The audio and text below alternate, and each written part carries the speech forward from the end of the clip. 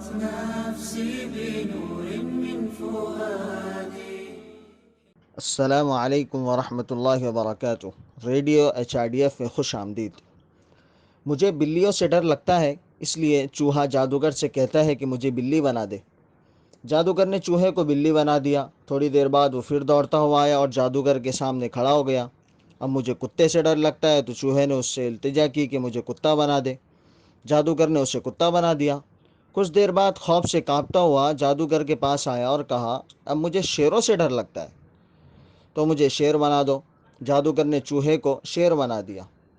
شیر میں تبدیل ہونے والا چوہا اکڑ کر چل رہا تھا تو اچانک کہیں سے ایک بلی اس کے سامنے کود پڑی۔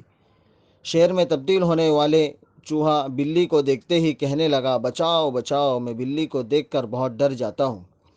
جادوگر نے ہنستے ہوئے کہا، چاہے تم ظاہری طور پر کتنا ہی رنگ بدل لو، یہ بیکار ہے۔ اندرونی طور پر تم اب بھی ایک چوہا ہو۔ ظاہری خوبصورتی اس وقت تک کوئی فائدہ نہیں دے سکتی جب تک ہم اسے اندرونی نہ بنائیں۔ اس دنیا میں ہر انسان مختلف ہے۔ انسان شکل، جذبات، علم، عقل، سوچنے کی صلاحیت اور تندرستی میں مختلف ہے۔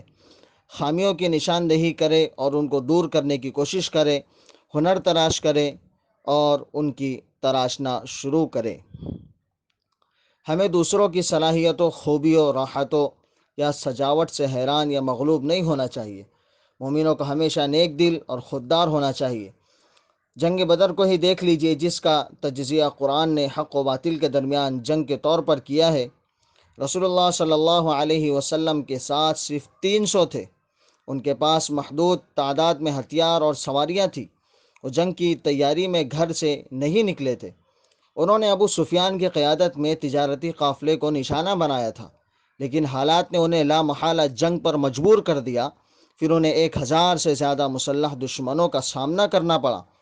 پھر بھی اہل ایمان ثابت قدم رہے۔ انہوں نے ان دشمنوں کو شکست دی جن کے پاس مادی طاقت اور وسائل تھے۔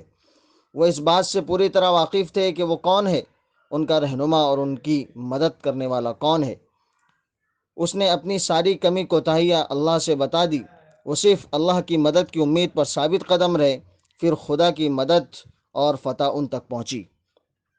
حالانکہ غلبہ اللہ اور اس کے رسول اور مومنین کے لیے ہے، لیکن یہ منافقین نہیں جانتے۔ اہل ایمان کو قرآن کے اس پیغام پر عمل کرنے کے لیے تیار رہنا چاہیے۔ سچے مومن بن کر زندگی بسر کرے اور مومن ہونے کا وقار دل و عمل میں رکھیں۔ مومنین دوسروں کے کردار یا کسی اور کے ساتھ موازنہ کرنے کی کوشش کے علاوہ انفرادی یا اجتماعی طور پر ان رویوں اور افعال سے فائدہ اٹھاتے ہیں جو انہیں وجود سے روشناس کراتے ہیں۔ نفسي بنور من فؤادي.